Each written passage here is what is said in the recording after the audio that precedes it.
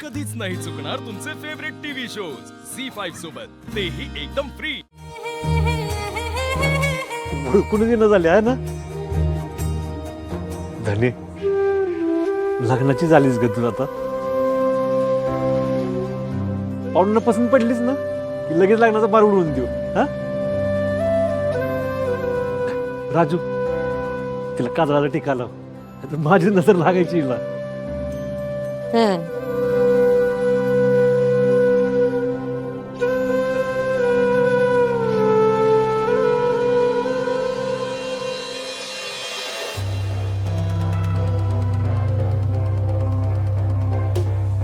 पाहुण्यांचा पाहुणचार नीट कर.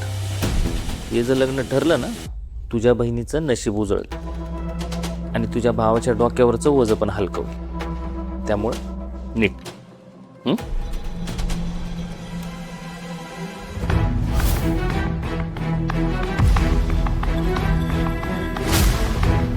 अरे असं शॉक बसल्यागत का थोबाड केले?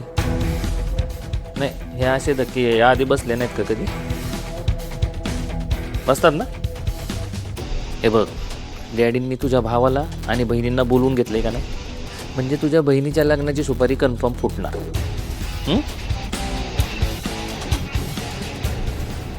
धनु तब्येतीने असली तरी नाके डोळे नीट आहे. तिला हा मुलगा अजिबात शोभणार नाही.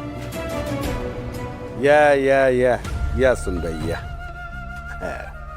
या आमच्या सुनबाई, यांच्याच बहिणीसाठी आम्ही तुमच्या मुलाचं स्थळ सुचवले. वा, छानच आहे सुनबाई. तुमची निवड म्हणजे परफेक्टच असणार, लाखात एक. नाही, त्याचं सगळं श्रेय आमच्या चिरंजीवांचं आहे. वा, बाकी आमच्या सुनबाईंची बहीण बी रूपवान आहे, गुणवान आहे. आता तुम्ही बघालच की. डॅडी, हा जर साईडला येतात का? हा येतोय. चहा घ्या, आम्ही आलोच बरं का. या.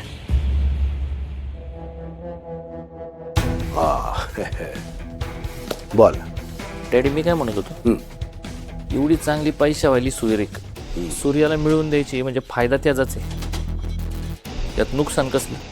इज्जत इज्जत जाणार त्याची. पार्टी पैसेवाली, पैसा कुठं येतो माहिती का?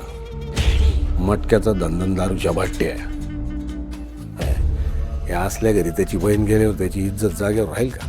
गावात तोंड दाखवायच्या लायकीचा राहणार नाही तो. लग्नानंतर त्याला ह्यांचे धंदे कळतील ना, जागेवर जीव देणार तो. डॅडी, तुमच्याशिवाय हे कोण करू शकतं? चाल या. झी5 ॲप डाउनलोड करा आणि पहा सर्व एपिसोड्स एकदम फ्री.